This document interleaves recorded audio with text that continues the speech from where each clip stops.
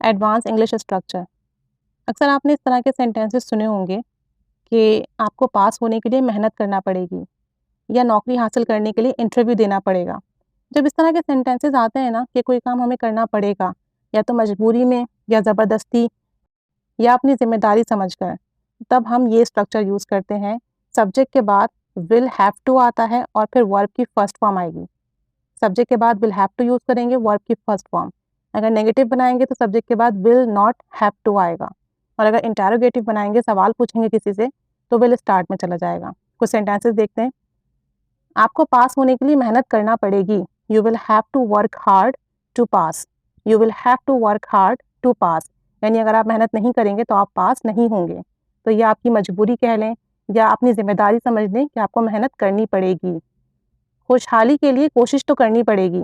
You will have to strive for prosperity. You will have to strive for prosperity. Prosperity खुशहाली, strive means जद्दोजहद करना, कोशिश करना। नौकरी हासिल करने के लिए इंटरव्यू देना पड़ेगा। You will have to give an interview to get the job. You will have to give an interview to get the job. नौकरी हासिल करने के लिए इंटरव्यू तो देना पड़ेगा।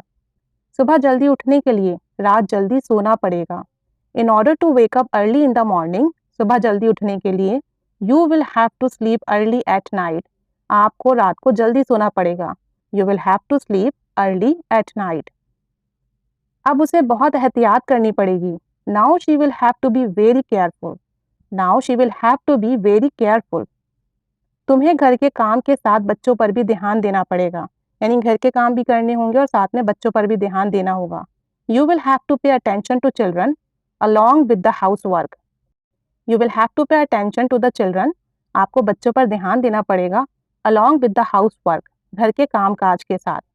अब ये सारे काम तुम्हें अकेले करने पड़ेंगे। Now you will have to do all these things alone.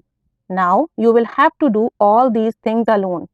अब आप बताइए कि ऐसे कौन से काम हैं जो आपको लगता है कि ये करने पड़ेंगे। कुछ एग्जाम्पल्स और देख लेते हैं, नेगेटिव और इंटेरोगेटिव भी।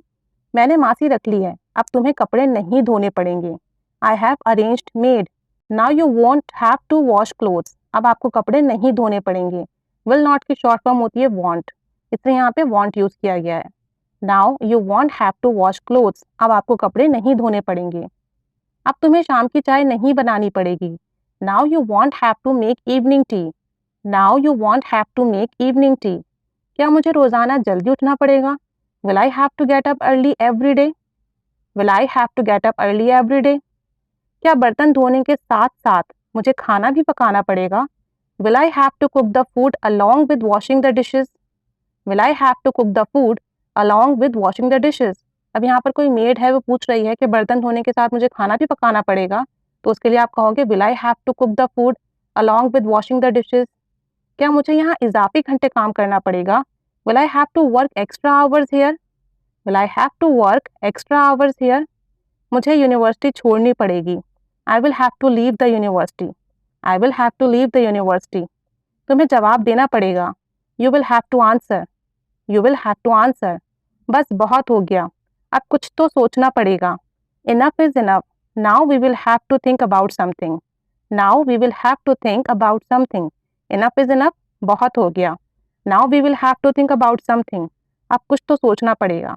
अब आपकी बारी है, ये दो सेंटेंसेस आप बनाइए। आपको अब नौकरी करनी पड़ेगी। मुझे अब दूसरी शर्ट पहननी पड़ेगी। इन दोनों सेंटेंसेस की इंग्लिश अब आप बनाइए, कमेंट बॉक्स में शेयर कीजिए और बताइए कि अब आपको क्या क्या करना पड़ेगा या आपको क्या क्या करना पड़ेगा किसी चीज़ को हासिल करने के लिए अपनी ज़िंदगी में। कमेंट बॉक्स में ज़रूर शेयर कीजिए, ज़्यादा से ज़्यादा प्रैक्टिस कीजिए। Keep staying with us. Thanks for watching.